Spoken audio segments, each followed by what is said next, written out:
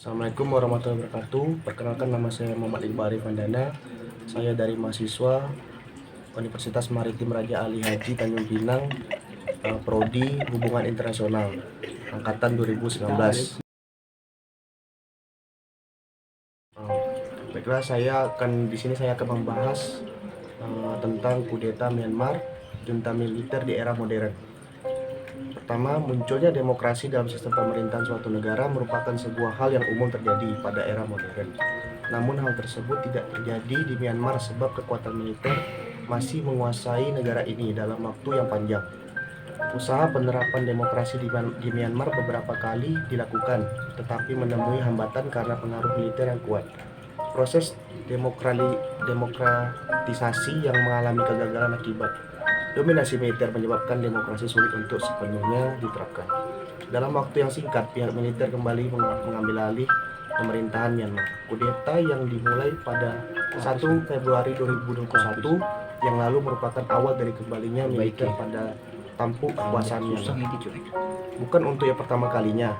Hal serupa sebelumnya pernah dialami Myanmar, tepatnya pada Maret 1962. Kala itu, kudeta militer di bawah komando Jenderal Ne Win dilakukan terhadap pemerintahan sipil pertama sejak negara tersebut mendapatkan kemerdekaannya. Kudeta dilakukan dengan alasan pemerintah yang berkuasa di bawah pimpinan Perdana Menteri UNU gagal mempertahankan keutuhan negara sebab terdapat banyak permasalahan seperti terjadinya konflik etnis di mana pemberontakan oleh etnis yang menyebabkan kekhawatiran akan perpecahan bangsa yang baru saja terbentuk ini. Tidak hanya itu, masalah pada lembaga pemerintah seperti korupsi dan kegagalan untuk menjaga kestabilan ekonomi juga menjadi penyebab dilakukannya kudeta oleh pihak militer. Kudeta yang terjadi 59 tahun yang lalu ini merupakan bagian dari sejarah penting bangsa Myanmar dalam memperjuangkan demokrasi. Berbeda dengan kudeta sebelumnya, alasan utama kudeta militer terjadi pada 1 Februari yang lalu adalah tuduhan kecurangan yang terjadi pada pemilu yang diselenggarakan pada November 2020. Hal ini menyebabkan kemarahan dari masyarakat sipil Myanmar dan menuntut agar pihak militer segera mengembalikan kekuasaan kepada pemerintah yang terpilih. Kudeta ini menimbulkan kekhawatiran bagi masyarakat akan kembalinya kekuasaan pemerintah otoriter dan hilangnya demokrasi. Kekhawatiran ini bukanlah tanpa dasar, sebab pihak militer nampak enggan mengembalikan kekuasaan kepada pemerintah terpilih. Terus melakukan penangkapan kepada para tokoh politik nasional, serta bersikap agresif terhadap pergerakan anti kudeta yang dilakukan oleh masyarakat sipil dalam itu. Pada Senin 1 Februari 2021, sebagai pemenang pemilu pada tahun 2020 yang lalu, Aung San Suu Kyi dan Partai Liga Nasional untuk Demokrasi atau disingkat dengan NLD seharusnya sudah memulai masa jabatan untuk kedua kalinya. 5 tahun belakangan, negara 1000 pagoda sudah menerapkan sistem pemerintahan demokratis di bawah Aung San Suu Kyi. Namun, pada hari yang sama di mana ia sudah memulai masa jabatannya, militer Myanmar mengambil alih pemerintahan dan menjadikan Suu Kyi dan pejabat pendukung sebagai tahanan rumah. Seakan merasakan dejavu, masyarakat Myanmar langsung bertindak yang memprotes kudeta tersebut. Seperti yang sudah disebutkan di awal, militer mengklaim bahwa telah terjadi kecurangan dalam proses pemilu tahun lalu. Militer menyerahkan kekuasaan kepada Panglima Tertinggi Min Aung Hlaing dan mengatakan keadaan darurat selama 1 tahun. Pasal 417 dalam konstitusi negara membenarkan kudeta Min Aung Hlaing karena mengizinkan militer merebut kekuasaan dalam situasi darurat atau ketika kedaulatan negara sedang terancam. Kali ini, militer menggugat hasil perhitungan suara dan menuduh Komisi Pemilihan Umum, namun tuduhan itu langsung ditepis oleh Komisi Pemilihan Umum. Militer juga melayangkan gugatan ke Mahkamah Agung, tapi masih ditangguhkan. Pemerintah juga dianggap gagal dalam penyelenggaraan pemilu yang justru dilaksanakan pada saat COVID-19. Masyarakat sipil pada umumnya menolak campur tangan junta ke dalam pemerintahan dan mendesak agar junta segera mengembalikan pemerintahan kepada presiden terpilih. Situasi semakin parah Militer dan kepolisian semakin agresif dalam menertibkan unjuk rasa. Banyak pihak bertanya-tanya, mengapa kudeta bisa terjadi di era demokrasi saat ini? Bila melihat sistem pemerintahan sipil dan militer yang berdampingan di Myanmar, hal tersebut sangat mungkin terjadi. Walaupun pada tahun 2011 Myanmar sudah mulai untuk menerapkan sistem pemerintahan yang demokratis, namun keberadaan militer belum sepenuhnya hilang. Kekuasaan sipil militer sepakat saling berbagi kekuasaan berdasarkan Konstitusi 2008. Kesepakatan itu memberikan 25% kursi untuk militer di parlemen dan memperbolehkan untuk memilih menteri-menteri urusan pertahanan dan dalam negeri. Militer yang kini tetap memangku berbagai jabatan penting di pemerintahan membuat kekuasaan mereka tetap berjalan lancar meskipun negara sudah berbentuk demokrasi.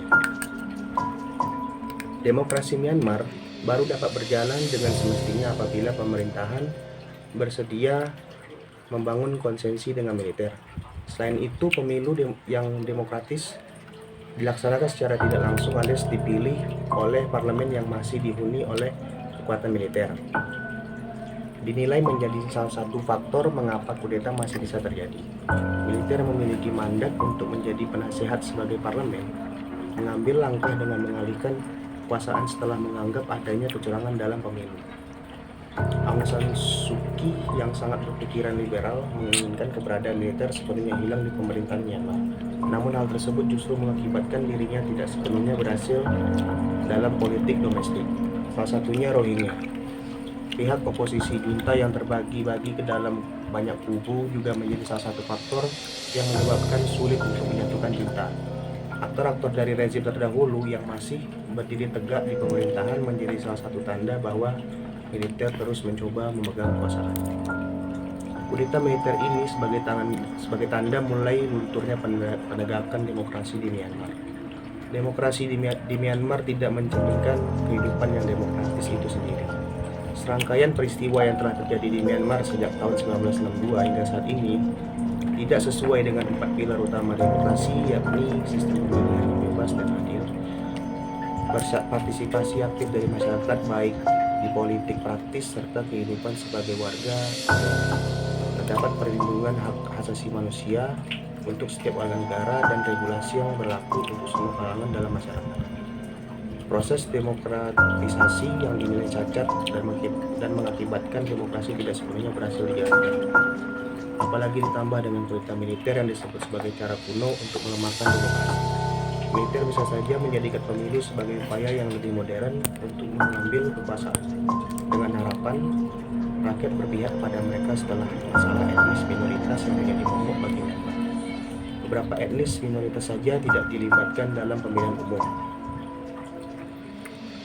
Organisasi negara-negara Asia Tenggara atau ASEAN tidak dapat banyak dalam menyikapi kudeta di Myanmar pada 1 Februari lalu.